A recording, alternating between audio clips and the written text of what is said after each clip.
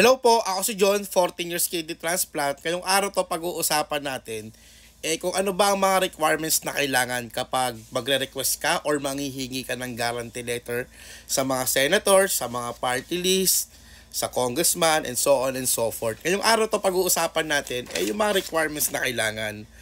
Alam nyo, marami na akong ginawang video about sa mga requirements. And until now, marami pa rin po nagtatanong, which is okay lang po sa akin yon. Ang ibig sabihin po nun, may mga bago po nakafollow sa atin. May mga bago na walang idea kung paano magkaroon ng guarantee letter at kung ano yung mga requirements na kailangan nyo. So sa video na to, ayun po yung sasabihin ko sa inyo, kaya sana tapusin nyo po. And promise, hindi po kayo maliligaw and sigurado ko malaking maitutulong nito. Ngayon, nakadepende pa rin yun kung sino yung pagpapasahan nyo. Depende sa senators, depende sa congressman, depende naman sa mayors nyo, or depende rin sa mga party list. Pero ang sasabihin ko muna sa inyo at ang ipapakita ko muna sa inyo, yung mga basic requirements lang. Tulad nito, di ko na po i-blur kasi akin na naman to. Kung kukopyahin nyo, bahala na po kayo. Ang sasabihin ko lang po sa inyo muna yung mga basic requirements na halos lahat ng mga papasahan nyo ito po yung unang-unang hinahanap. Number 1 po dyan is yung reseta po. Ito kasi private tong reseta ko pero may mga sa mga service na iba yung reseta nila. Pero nakadepende pa rin yung sa hospital nyo. Ngayon ito original to. Ang kailangan palagi nila is original, minsan naman Xerox.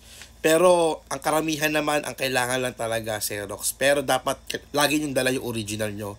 Ito yung reseta. Ang kailangan sa reseta, syempre, yung malinaw na kung saan ospital. Tapos, updated dapat lahat ng mga dokumento updated ng 3 months.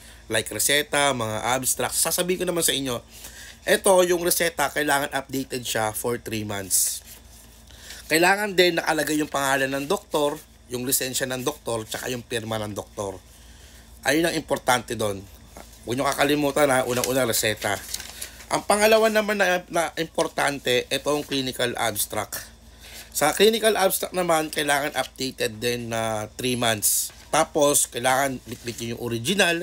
And kailangan may pirma din ng doktor, may license din ng doktor.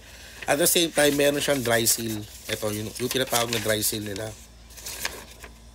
Then, ang pangatlong importante dyan, syempre meron kayong Xerox ng ID ng pasyente. Xerox ID ng pasyente, dalhin nyo na rin yung original ng pasyente or kung sino man na maglalakad, kailangan may Xerox din po yung maglalakad sa inyo.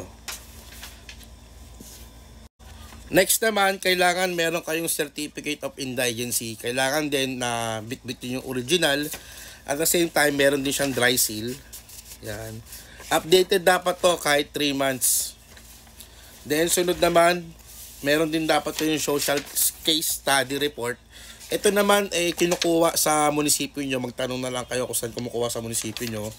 Then, ang sabi nila, 6 months tinatanggap naman nila. Kailangan bitbit nyo yung original, tas yung pirma, kailangan kita-kita rin po. Ito yun. Ganito pala itsura nyon. Then, minsan hinahanapan din po ng quotation ng gamot, kung saan po kayo nagpapa-check up at kung saan kukunin yung gamot, kung saan kayo pasyente, dapat meron din po kayong quotation ng gamot. Then minsan nag-i-include din po ako ng quotation ng mga laboratories ko. Ayan. Tapos magdala na rin po kayo ng community tax certificate. Ganito, kahit Xerox lang. Anyway, ito lang po yung mga basic requirements na kailangan. Yung unang 4, importante po yun. Kailangan updated po at least 3 months. Ngayon, depende pa rin po yun sa pasyente. Tulad ko, ang kinukuha ko lang gamot. So, kailangan ko lang quotation. Yung iba, kapag may mga ipapagawa, like yung mga CT scan, hinahanapan din po ng mga request. Importante po rin yun. Ang lagi nyo po tatandaan, kailangan lagi po kayo may dalang original tsaka Xerox. Pero ang karamihan naman tinatanggap nila kahit Xerox na lang.